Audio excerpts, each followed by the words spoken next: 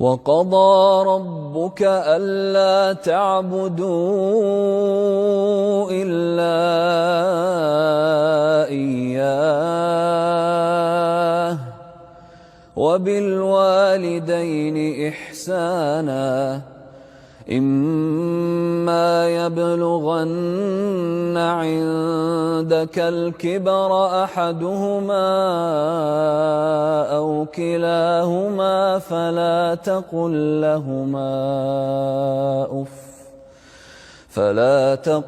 لهما أف ولا تنهرهما وقل لهما قولا كريما.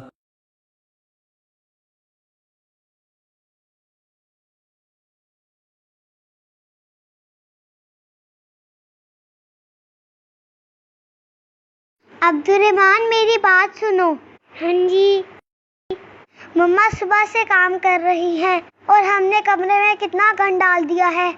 चलो हम मम्मा की मदद करें। चलो हम कमरा साफ करते हैं। इतना मम्मा कितनी खुश होती और अल्लाह ताला भी हमसे खुश होंगे।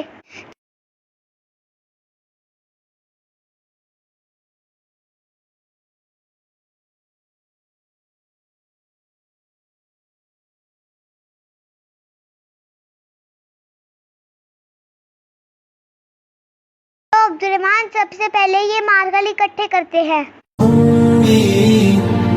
ثم أمي لحد آخر يوم في عمري حضني من أول حياتي وهم همي اللي كتر خيرها داب خيرها في دمي وعايش فيه.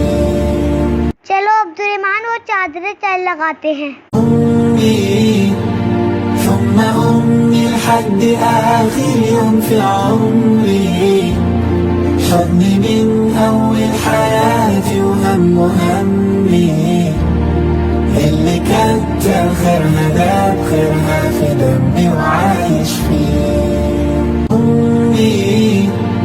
ثم أمي لحد آخر يوم في عمري حضني من أول حياتي وهم همي. अब्दुर्रहमान मम्मा की मदद करने में कितनी खुशी महसूस हो रही है ना। हाँ मुझे भी।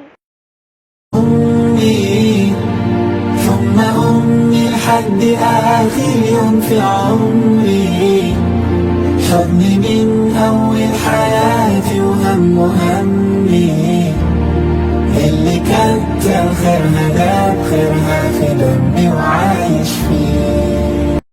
प्यारे बच्चों, आप क्या कर रहे हैं? हमने सोचा हम मम्मा की हेल्प करें आज, इसलिए हमने ये कमरा साफ किया है।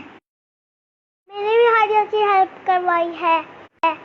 माशाल्लाह, बारकल्लाह।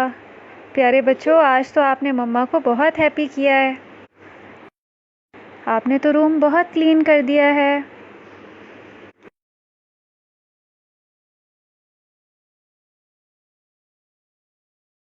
अब आपने मम्मा की डेली ऐसे ही हेल्प करवाया करनी है। जरूर इंशाल्लाह। अब्दुर्रहमान, आप भी करवाएंगे ना मम्मा की हेल्प? इंशाल्लाह। अल्लाह आप दोनों को हमेशा हंसता मुस्कुराता रखें। ثم أمي لحد آخر يوم في عمري حضني من